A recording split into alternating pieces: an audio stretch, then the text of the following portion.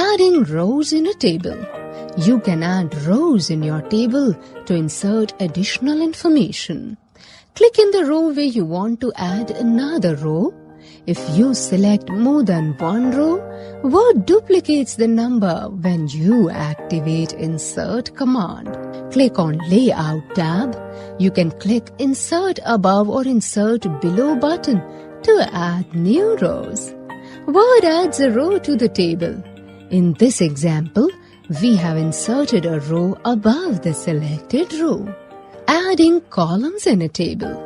You can add columns in your table to insert additional information. Click in the column where you want to add another column.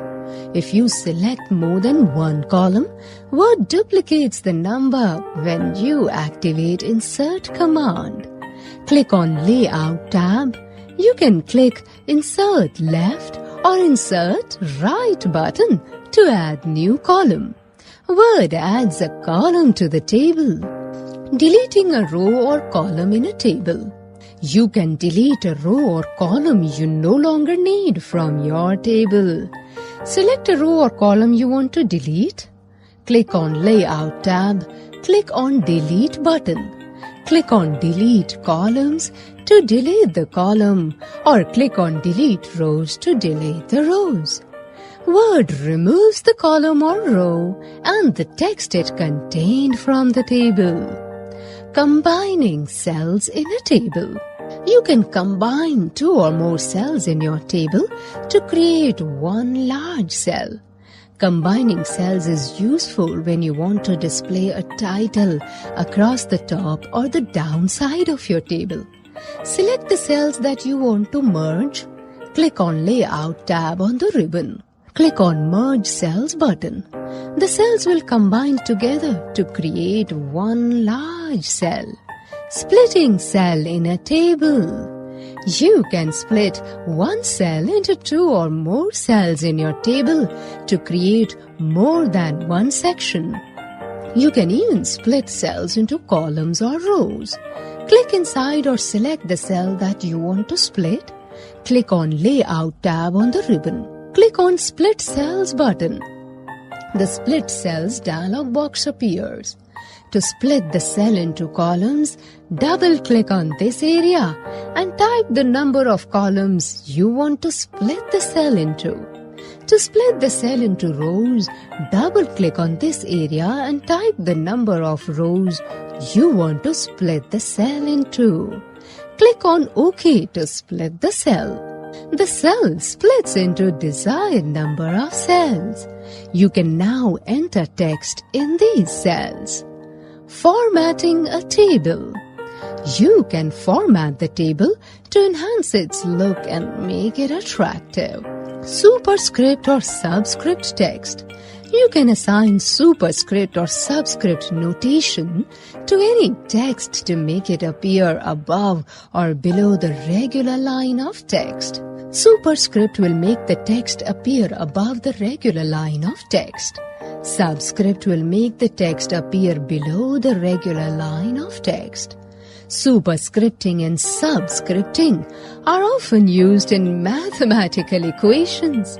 Type and select the text that you want to superscript or subscript. Click the Home tab.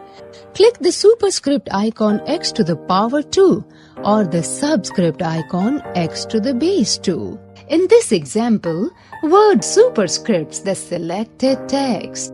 By using the same way, you can superscript or subscript the other text also. Bold the text in table. You can make your text darker to emphasize information in the table. By using Bold command and Format Painter tool, you can bold the certain text in the table as per the project. Note: you have already learnt about Bold and Format Painter in this chapter. Aligning the text in cell. You can enhance the appearance of your table by changing the position of the text in cells.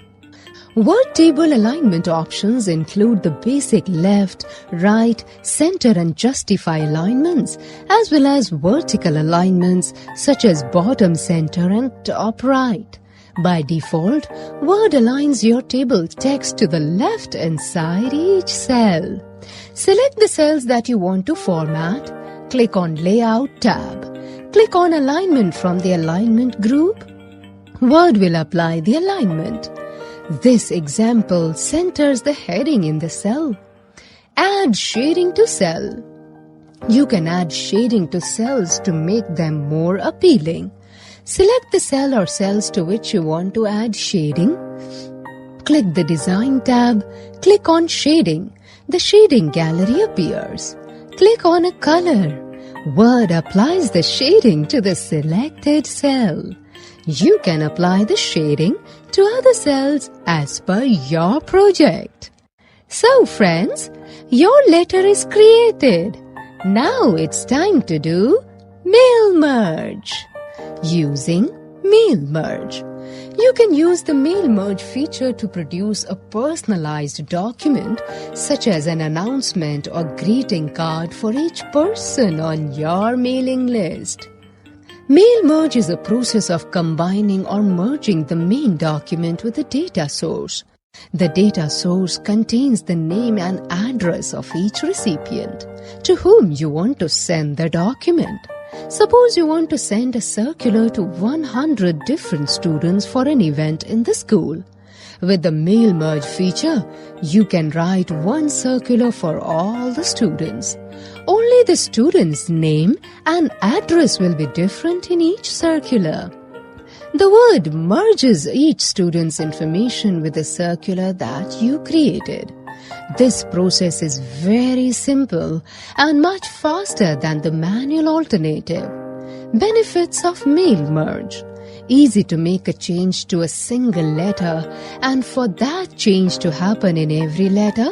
For example, change the date. Once the merge has been set up, hundreds of letters can be produced very quickly. Much easier to proofread just one letter rather than hundreds of individual letters. You can save the main document and reuse it in the future.